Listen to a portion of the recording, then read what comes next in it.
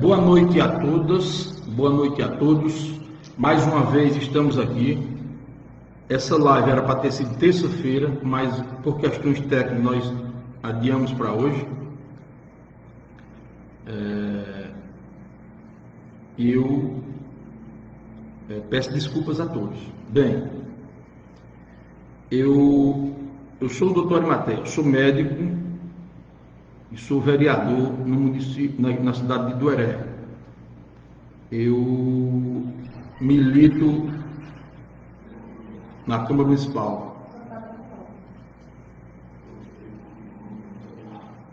Eu gostaria de começar falando sobre Idueré.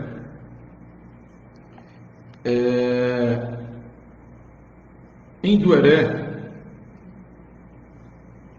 a Covid, ou coronavírus, está se comportando dentro do que a gente esperava que acontecesse no mundo todo. Houveram 5 casos, todos estão bem, alguns já estão de alta da quarentena e do tratamento, ou da quarentena, e outros estão perto de sair. Então, nós tivemos 5 casos e todos se saíram muito bem os pacientes. Eu queria parabenizar todas as pessoas que contraíram o Covid. Tem algumas pessoas em quarentena, porque estiveram próximo dessas pessoas, foram testados, então alguns estão aguardando exames, mas lá está tudo tranquilo. Ontem na Câmara Municipal, quinta-feira à noite, houve uma sessão virtual pela internet, e nós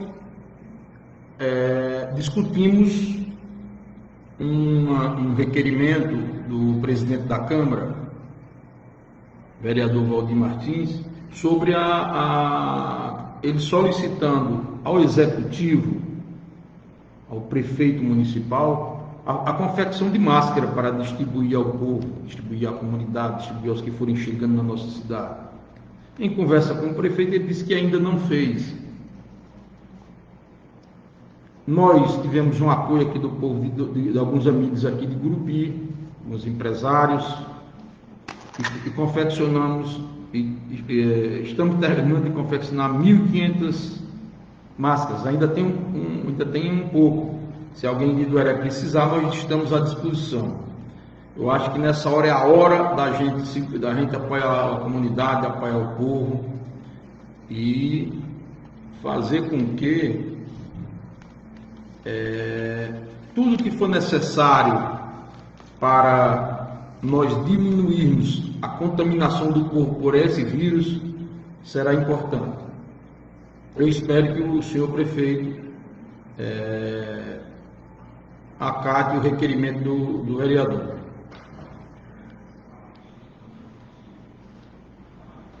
Outra questão que foi discutida lá na Câmara Municipal foi a reabertura das igrejas. As igrejas de Idueré, algumas igrejas, estão querendo apresentar um protocolo de reabertura para o comitê da Covid em Idueré, e ainda não foi recebido pelo comitê. Nós esperamos que uma proposta, uma reunião de vereadores, tem inclusive o vereador presidente faz parte do comitê, e se ele consegue colocar isso para ser discutido, como é que vai ficar a questão das igrejas. Mas de antemão eu já avisei para os vereadores que eu sou contra qualquer abertura. Eu vejo que nós estamos estamos chegando no pico da doença em Idueré, aliás, Idueré não, no Tocantins. Idueré faz parte do Tocantins. Logo, não é interessante se discutir a abertura de igreja. Os pastores estão pregando na internet, os pastores estão constantemente juntos com os fiéis através da internet. E é interessante nós sabermos que o vírus é muito contagioso. Daqui a pouco a gente vai falar sobre Covid, aí vocês vão observar que as três situações que nós temos de diminuir o número de casos são os que nós já pregamos, os que nós já falamos, porque aprendemos com a ciência. A máscara, essa aqui, o isolamento social, que deveria ter um apoio executivo, tanto municipal como estadual como federal, e não está tendo adequadamente, e a distância, 2, 3 metros de uma pessoa para outra para conversar. Com essas medidas é que nós faremos com que diminua o risco. E a abertura das igrejas, inclusive eu vi uma iniciativa do vereador, um que é da Assembleia de Deus, o vereador da Câmara Municipal de Gurupi, ele defendendo a reabertura das igrejas. Não está no momento de ser reaberto nada. Nesse momento nós temos que segurar. Quando eu falar dos números do Tocantins, vocês vão ficar pasmados, porque nós já temos quase 3 mil casos, nós já temos quase 4 mil casos no Tocantins.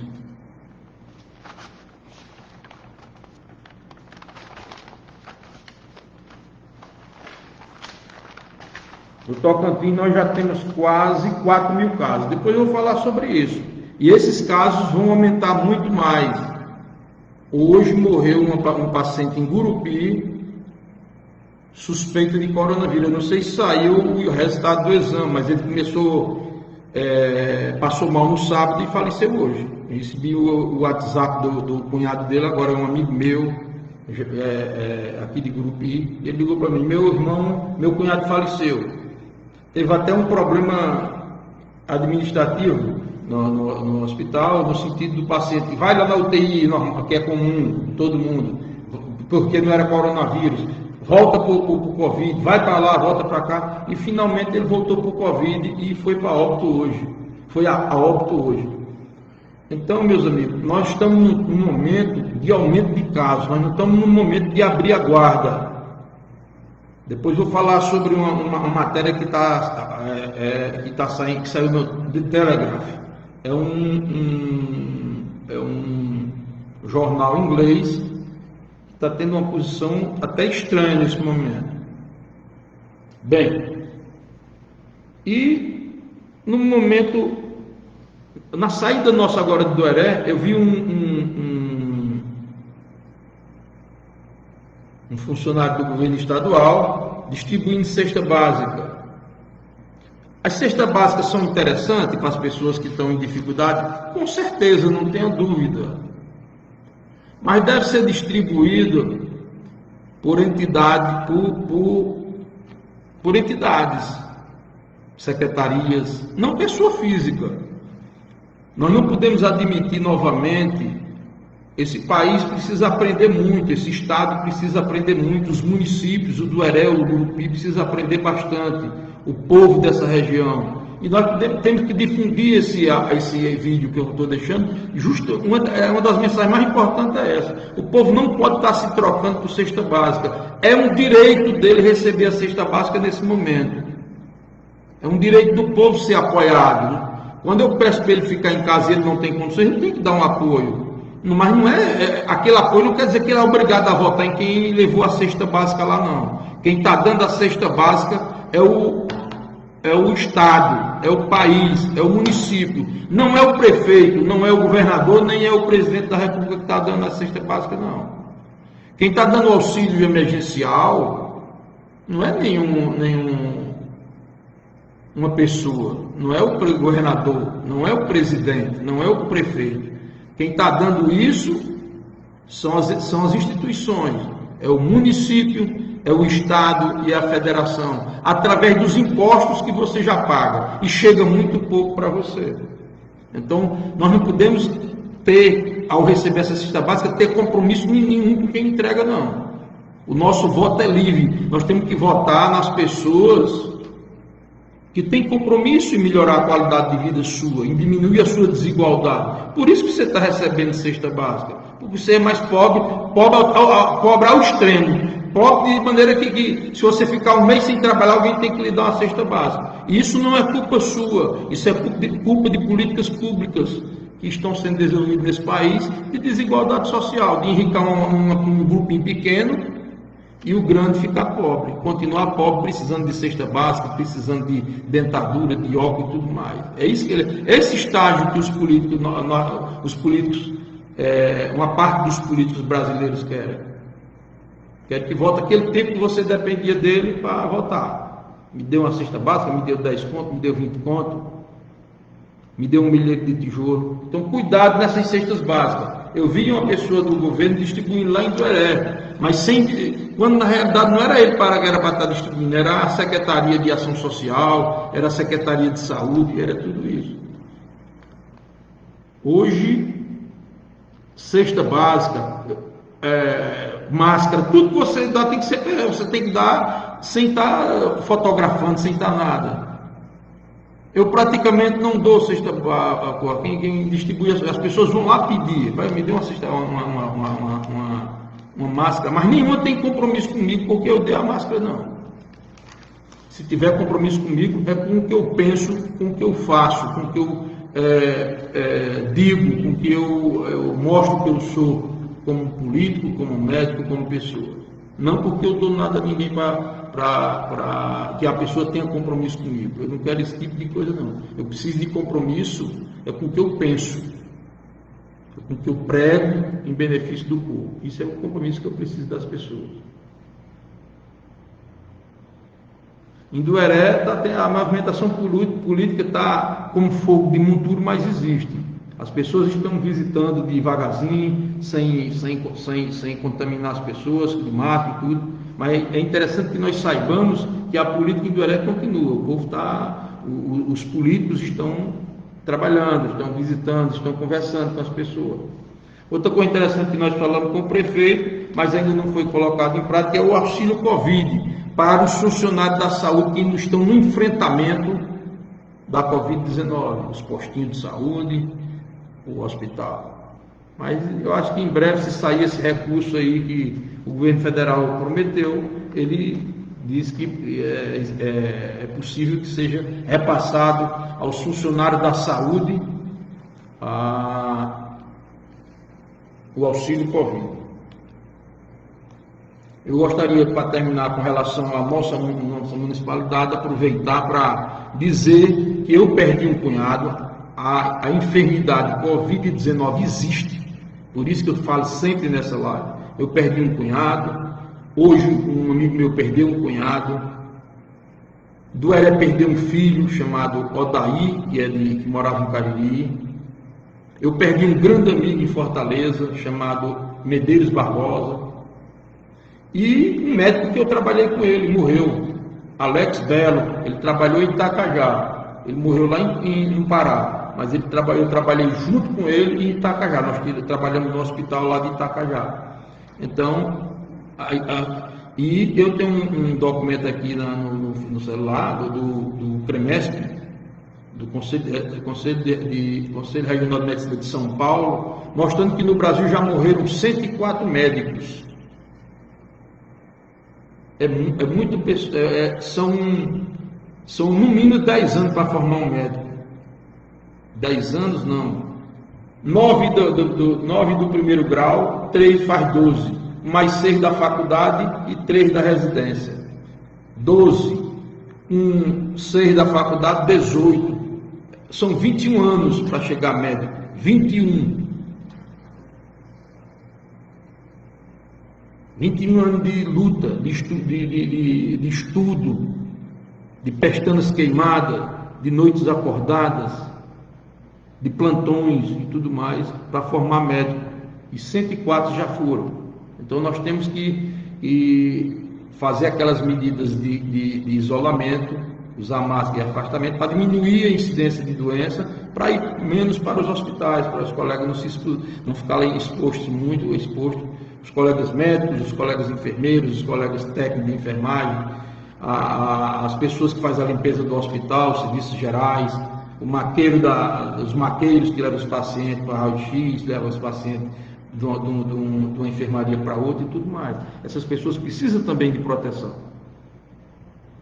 Eu vou dar uma boa noite aqui a cada um que está aqui presente Érica Letícia, muito obrigado por estar. Boa noite a todos. Boa noite. Maurivan Correia, Francisco Ribeiro Campos, meu primo, está lá em Brasília.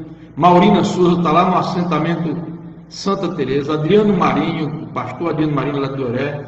Boa noite a todos e a todas. Sureia Souza, esposa do meu amigo João, estive na casa deles hoje, tomei um vinho muito maravilhoso, um vinho argentino, da melhor qualidade. Muito obrigado, meu irmão João Borges. Rodrigo Macedo, meu primo, está lá no Pará. Marisa Dias, meu primo, você adoeceu? Dê só uma resposta aí. Você disse que você estava lá em Tailândia, no Pará, e disse que passou mal lá. Como foi? Deu positivo 6 ou você não fez? Dorô Pereira, está junto. Maria de Fátima. Boa noite a todos. Eu estou muito feliz, um dia de sábado, ter desse tanto de gente me acompanhando. Eu fiquei muito feliz com isso. Gurupi, eu tenho muita coisa para falar, não.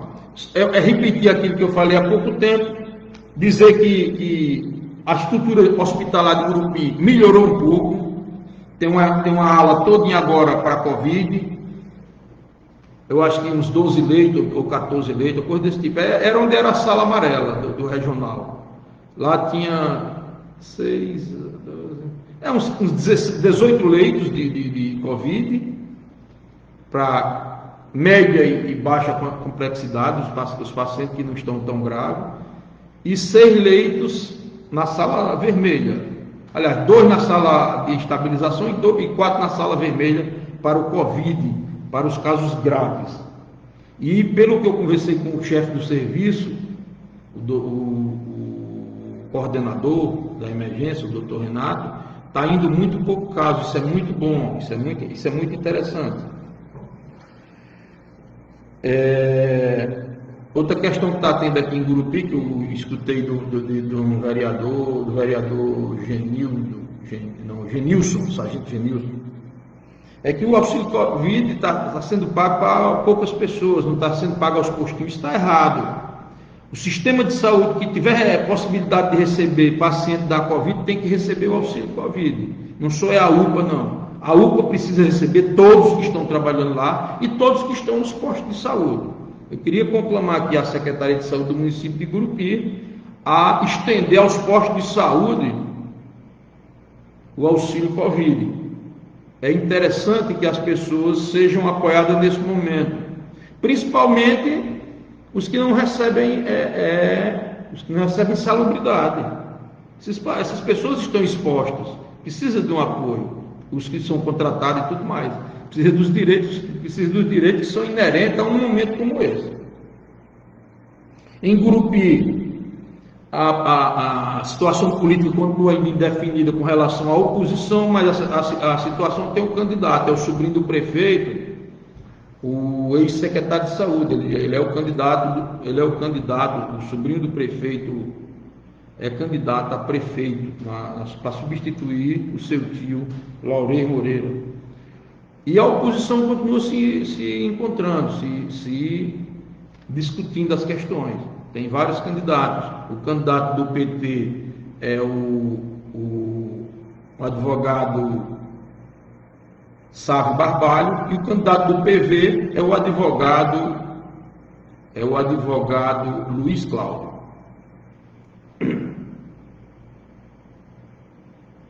Candidato não, o pré-candidato, me perdoe, eu não quero prejudicar ninguém. Os pré-candidatos. Sobrinho do prefeito, Gutierrez Torquato, candidato do PV, Dr. Luiz Cláudio, advogado, meu amigo, e o outro amigo meu que é candidato do PT, Sávio Barbalho. Parece que o candidato do PMDB, pré-candidato, todos são pré-candidatos, é o Walter Júnior, e os demais eu não sei não. É o que eu digo também com relação a Tuaré. Houveram em Gurupi 98 casos com 3 óbitos. Se a gente fizer as contas, proporcional a outras cidades brasileiras e a outros países, a situação em Gurupi não está boa. Tá? Não tá tão grave, mas também não está boa. Precisa melhorar esses índices. E só o isolamento vai fazer isso. Eu sou contra abrir as igrejas, sou contra abrir nada que não seja essencial. Está em aberto, está aberto praticamente tudo em Gurupi. Eu só não entendia por que ele não abriu as igrejas. Se está aberto o comércio, por que não abre as igrejas? Eu acho que não tinha que abrir nada nesse momento. O momento de abrir abrir tudo, abrir comércio, abrir tudo que não é essencial, é no momento que começar a diminuir os casos. No estado está tudo aumentando. E essa onda vai chegar em Gurupi, vai chegar na nossa cidade, não tem jeito, em Doré e na região. Gostaria de cumprimentar a Alana Linhares, a professora. Muito bom estar aqui contigo, ouvir você, ter você, professora Alana, pré-candidata a vereadora pelo Partido Verde. Não, pelo Partido dos Trabalhadores, quer dizer. A doutora Ana Karina, lá de Jaú, está junto com a gente aqui. Eu não sei se ela não está de plantão lá em Alvorada. E um amigo meu, João Paulo, também que está presente. Boa noite a todos vocês. Vamos estar aqui mais um pouquinho, só um instantinho, vamos conversando aqui. No Tocantins, o que eu queria falar sobre a questão da distribuição das cestas básicas. Eu acho que está correta a distribuição das cestas básicas. Eu sou um dos que defendo que as pessoas que estão em casa, as pessoas pobres que estão em dificuldade e precisam ficar em casa, tem que ter o apoio do poder público. Mas do poder público, não é de uma pessoa ir lá distribuindo, dizendo que é ela que está dando, não. Diz que ali em Gurupi o pré-candidato Gleidson está distribuindo as cestas básicas do governo. Eu acho que está errado. Nós temos que fazer política com seriedade, política de homem sério, de homem que quer ver o bem do povo, não é homem que quer comprar as pessoas, não. As pessoas têm que votar nas pessoas que querem fazer alguma coisa por ela, pelo coletivo, não individualmente, e não se vender. Desconfie do candidato que fica lhe dando as coisas pessoal, desconfie desses candidatos. Eles têm interesse em depois recuperar isso de volta. Quem dá 1 milhão de tesouro, ele vai tirar alguma coisa. Eu já falei sobre isso, mas não custa nada mais falar. A gente tem que repetir umas coisas que é interessante para o povo. No Tocantins, eu fiz uma comparação aqui. A Covid está crescendo a cada dia. Vou falar 4 dias seguidos. Em 27/5, houveram 3.023 casos. Em 30/5, nós já estamos em 3.981, quase 1.000 casos em 4 dias. Quase 1.000 pessoas foram contaminadas em 4 dias. É muito essa contaminação. E os óbitos também foram muitos. Hoje, em 30/5, nós estamos com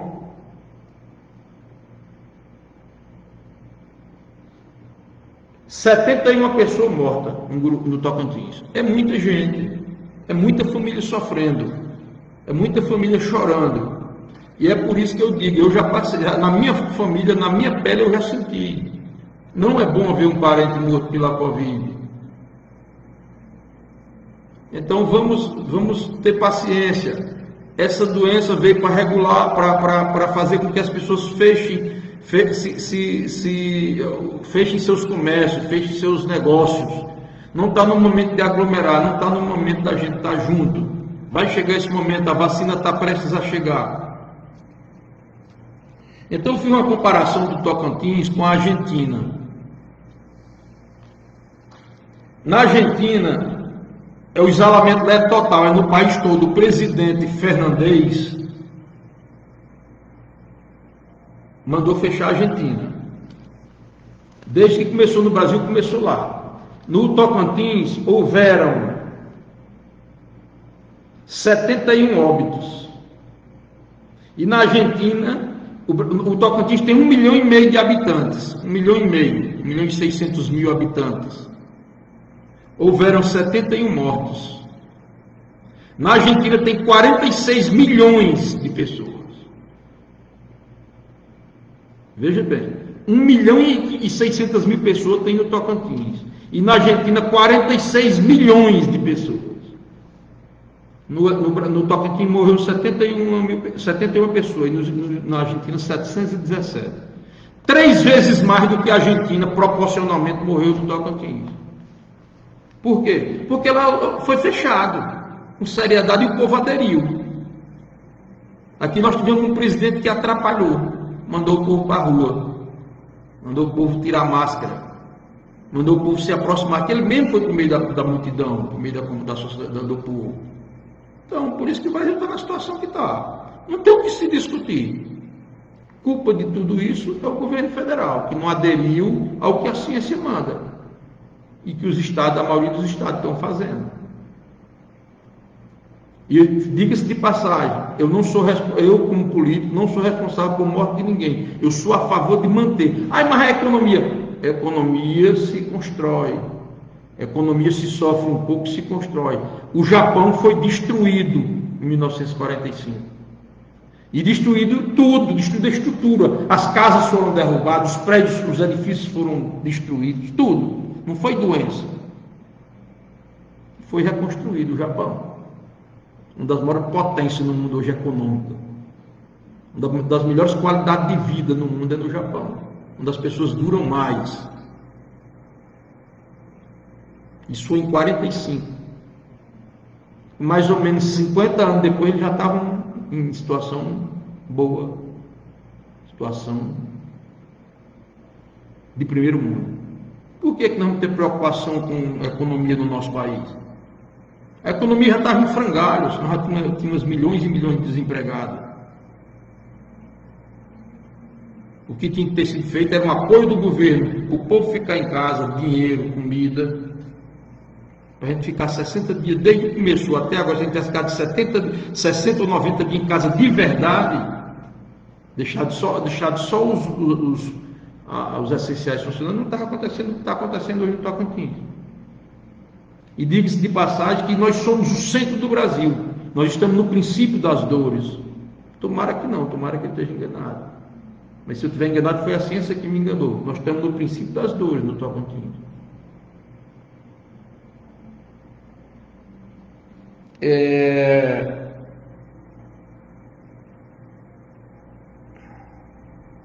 Já falei sobre isso.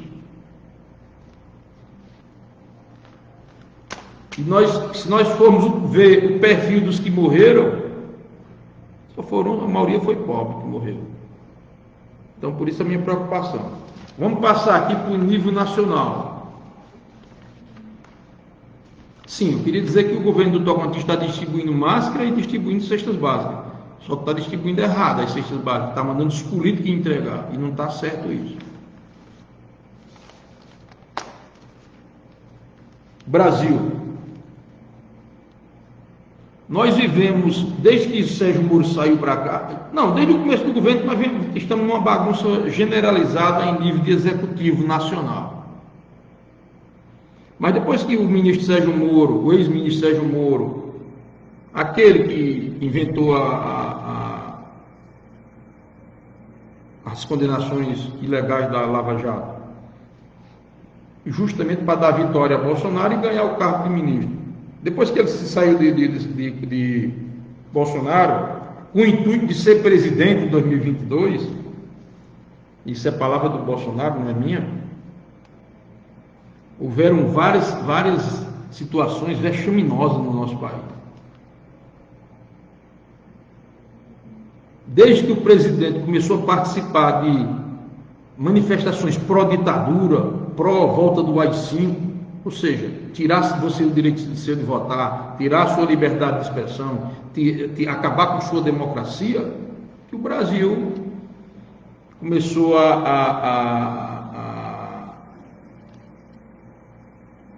o executivo, o legislativo e parte do povo começou a se insurgir contra o governo. Se insurgir no sentido de frear essa situação, que isso é ilegal. Eu não posso convocar AI-5, eu não posso chamar ditadura militar, não posso pedir para os militares tomar de conta do país, porque isso é ilegal. A Constituição é clara, só pode ser o presidente, só pode ser governador, só pode ser prefeito pelo voto direto, pelo voto do povo. Se é assim, é impeditivo você querer que a ditadura militar retorne, essas coisas todas. E com isso, muitas ações vieram para o presidente. Só a saída de Sérgio Moro, em dizer que o presidente queria interferir na Polícia Federal, e está tudo se confirmando. É tanto que o presidente está com medo, o mundo está ameaçando até de não obedecer mais às ordens do Supremo Tribunal Federal, as ordens legais.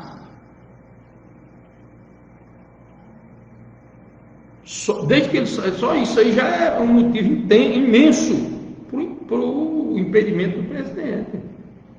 Aí já começaram, aí já voltou a questão das fake news, e os empresários amigos dele foram todos, estão sendo todos investigados, e tiveram suas casas invadidas não, procuradas pela Polícia Federal, por mando da Justiça, seus comércios, suas empresas, e assim o Bolsonaro está revoltado. E o filho dele, antes de ontem, Eduardo Bolsonaro, foi ao clímax, foi ao auge do absurdo nesse país. Dizer que o pai dele não está mais aguentando, e nós estamos no limite de dar um golpe. E já foi perdoado de uma besteira que ele falou numa live que está no YouTube, onde ele pede a volta do AI-5. Aquilo ali já era para ele ter sido caçado ali. Era para ele ter perdido o mandato de deputado federal e ter voltado para prestar serviço para a Polícia Federal. Eu não sei se ele é mais da Polícia Federal. Se não pediu demissão para ser deputado federal, se não saiu, não se afastou, não sei como é que ele está a situação dele. Mas eu precisava que ele fosse caçado para ele servir de exemplo. E eu anotei aqui os crimes que Bolsonaro cometeu, que já é motivo de sua cassação, motivo do seu afastamento. Primeiro, o mais grave de todos, abandonou a população. Deixou a população a Deus dará, e ainda incitou as pessoas a irem para a rua, a abandonar o isolamento social, a não usar máscara, a abandonar o afastamento das pessoas. Isso é um crime grave. Matar pessoas é grave. Isso não pode acontecer.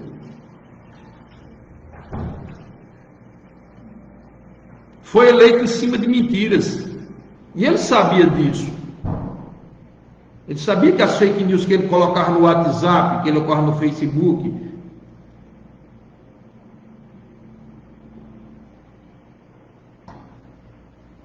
tudo isso que ele ainda continua colocando. E o pior é que tem as pessoas, eleitores dele, hoje ainda, que não, parece que estão no outro mundo, não viram o que ele está fazendo, continua repassando essas fake news. É triste ver o povo brasileiro na situação que está, perdendo direitos, perdendo pessoas, perdendo parentes. Ainda tem pessoas que ficam defendendo Bolsonaro. O presidente Bolsonaro, eu acho que ele não tinha espaço em nenhuma nação do mundo, só na nossa, não sei porquê. Eu acho que é aquela incitação ao ódio da imprensa, o ódio ao PT, mas que não votasse no PT, mas votasse no que tem as condições de ser presidente.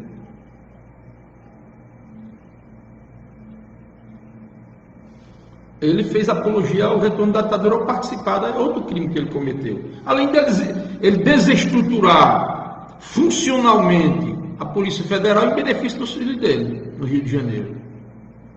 Isso é um crime, você usar um órgão público federal em benefício próprio. O presidente não é o dono da Polícia Federal, não. O presidente não é dono da imprensa, o presidente não é dono do Exército, não é dono da Marinha, nem da Aeronáutica, para ele fazer o que ele quer, não. Essas instituições são independentes. A sua funcionalidade é independente. Todas elas.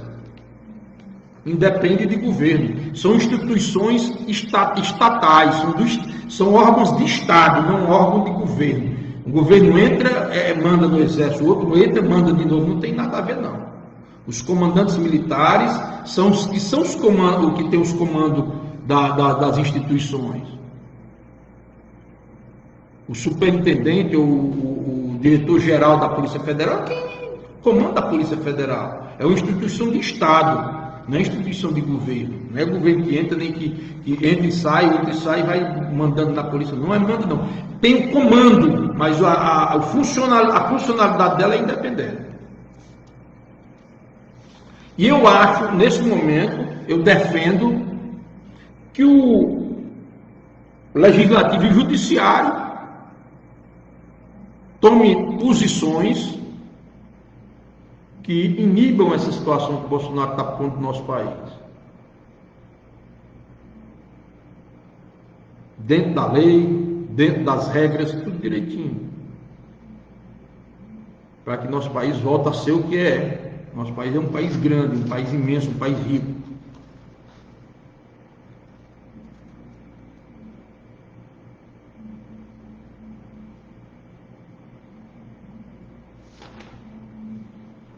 Vamos falar um pouquinho sobre a Covid no Brasil. Rapidão. No Brasil hoje, nós temos 30 mil mortos no Brasil. Isso é muito grave. Deixa eu cumprimentar meus amigos que estão aqui. Nicolas Paulino, um amigo lá da Unimed, gente muito boa, gente da melhor qualidade. Luzimar Costa, um companheiro lá do Heré, rapaz, é ceramista, ele é um especialista em azulejo, azulejista, ele quem senta a cerâmica e os azulejos. Ele é muito bom, Luzimar Costa. O professor Deurivaldo Marinho está aqui com a gente também. Evadir Fornari, que também está aqui.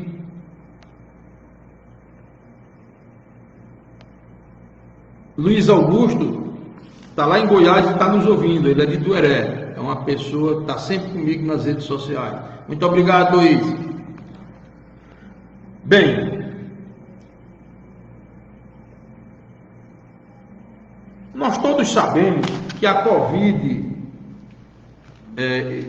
só precisa pensar um pouco, que a Covid está causando o que está causando no mundo devido à desigualdade social. Se fizer um levantamento das pessoas que morreram, a classe social que eles fazem parte, a maioria foi os pobres que morreram. Por isso que hoje eu vou falar de uma situação que o do The Telegraph, que é um informativo inglês, a barbaridade que ele está colocando a sociedade inglesa, a sociedade mundial. Que é uma pessoa, como a gente fala que Bolsonaro tem uma credibilidade no Brasil, não adianta a gente querer que ele não tenha. O The Telegraph é um jornal nacional inglês que tem abrangência mundial. E o que ele diz, parte das pessoas acreditam. Aqueles que têm o juízo fraco, não escutam a ciência, vão escutar o que ele falou hoje. Ele falou que está errado, não tem nenhuma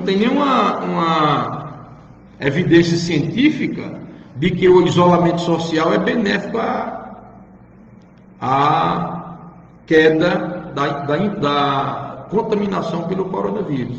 E isso é um verdadeiro absurdo. Matematicamente isso é provado. Se eu ficar aqui dentro de casa, o risco de eu adoecer de Covid é quase zero. Só eu ter cuidado com quem vai chegar na minha casa.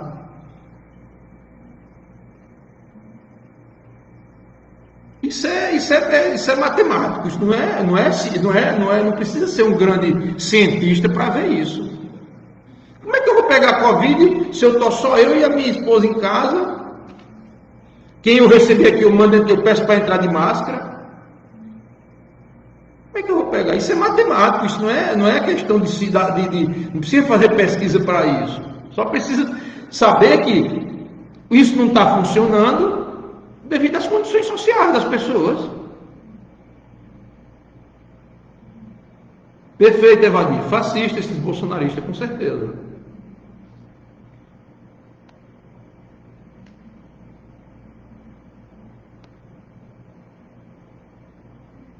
Nós estamos vendo as pessoas morrerem,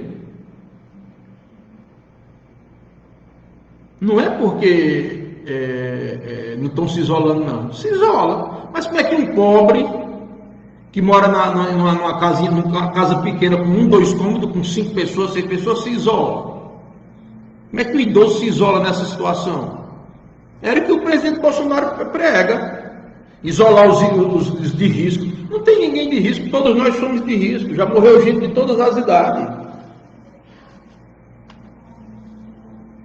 Então não tem essa questão. Só existem essas três situações para o número de mortes diminuir.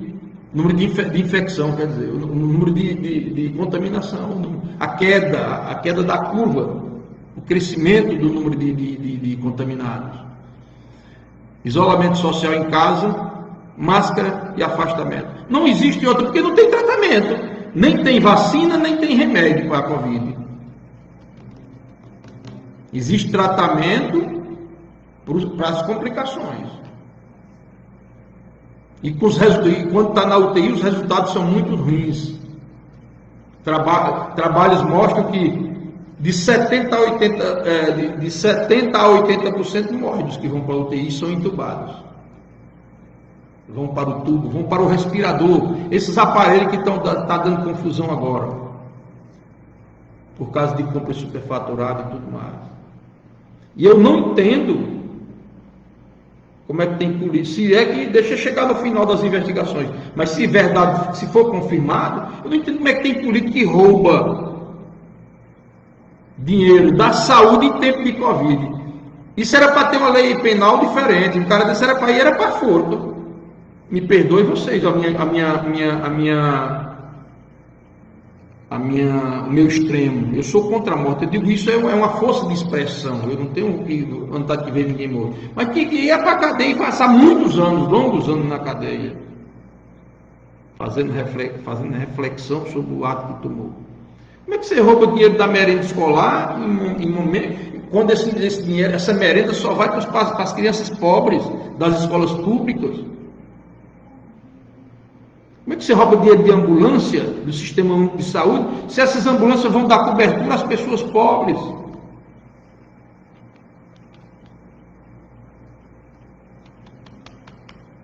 Então essa questão é muito complicada, essa situação.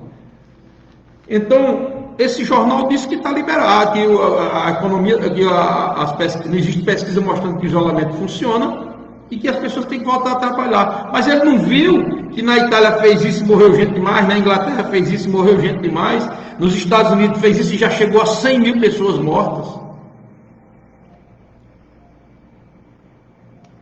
Não é brincadeira, meu amigo, você vê um parente seu morto por uma doença que tinha medidas que podia ter evitado dela morrer.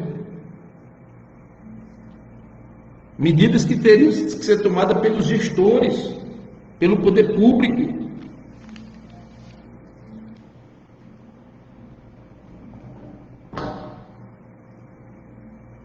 Repetindo os dados do Brasil e da Argentina, para vocês verem como é que está a situação. O Brasil tem 4 vezes mais gente do que a Argentina. 4 vezes mais. Morreu 30 mil pessoas. Morreram 30 mil pessoas. Na Argentina, 50 milhões de habitantes. Aproximadamente 50 milhões. Morreram 717. Porque lá as medidas foram tomadas adequadas. O governo deu condição por... Aqui não fez nada. Aqui. Deu 600 contos, porque o Congresso alterou, que era 200 que ele queria dar. Ele está até querendo diminuir, Paulo Guedes. Para dar 200 contos a uma pessoa, para ele ficar dentro de casa, e atrasando. A segunda parcela de 600 contos está atrasada. Alguém recebeu e muita gente ainda falta receber. Ainda está ameaçado de se tirar essa quantia. Então, para terminar de falar de Covid e falar só um assunto que eu acho que é muito importante para nós, no mundo, 6 milhões de pessoas foram contaminadas no mundo. 2 milhões e 550 mil pessoas se recuperaram. Isso é uma notícia muito boa. Quer dizer, morre muito pouca gente, mas morre. E morrer é uma pessoa, ninguém edifica outra pessoa. Ninguém edifica uma pessoa que morre, quer dizer. E morreram 368 mil pessoas no mundo. 368 mil. É muita família chorando. Bem, pessoal, o que eu queria falar para terminar é sobre o ministro Paulo Guedes. Numa reunião que teve no dia 22 de abril com o presidente Bolsonaro, ele falou duas coisas, duas situações que eu queria deixar claro para vocês. Primeiro, ele chamou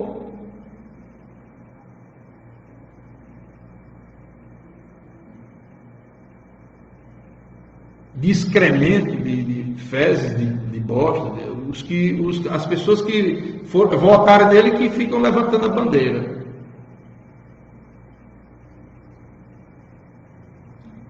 O presidente Bolsonaro chamou os prefeitos de bosta. E por fim, que eu acho interessante,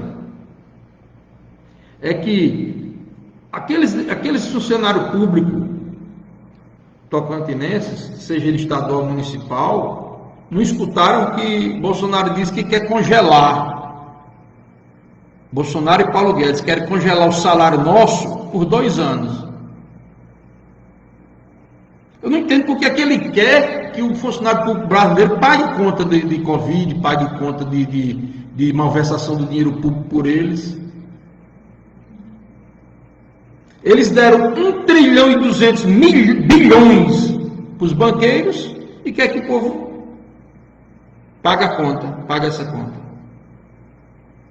Eles deram milhões e milhões aos empresários, aos grandes empresários, aos pequenos eles não deram nada até agora. Mas aos grandes empresários, ao agronegócio e aos grandes empresários deram muito dinheiro e querem que nós, funcionários públicos, paguem a conta. Eu não estou entendendo o eleitor de Bolsonaro que é funcionário público.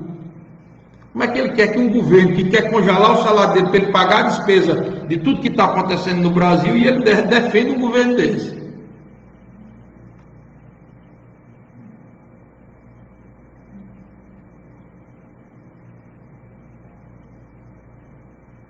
Meus amigos, eu fiquei muito feliz com a live de hoje, um dia de sábado, foi muito bom. Eu queria que vocês escrevessem aí, por gentileza. Agradeço o apoio que eu tive de cada um, como por exemplo, o Luzimar Costa disse que concorda comigo. Então eu queria que cada um de vocês escrevesse aí se o áudio e a imagem estão boas nesse final de live, porque no começo a minha esposa e minha filha vieram fora e disseram que está tudo ok. Eu queria agradecer a presença, isso é Vadir, fascista esses Bolsonaro, com certeza, o pai e os filhos são fascistas demais, com certeza. Eu queria agradecer a presença do meu irmão, Jânio Jackson Macedo, está lá no Ceará, me assistindo, para mim é motivo de alegria, um irmão meu junto comigo aqui. João Costa e Cleomar, que está me assistindo aqui, boa noite a todos vocês. Maria José também está presente. O Arley Hungria também está comigo aqui.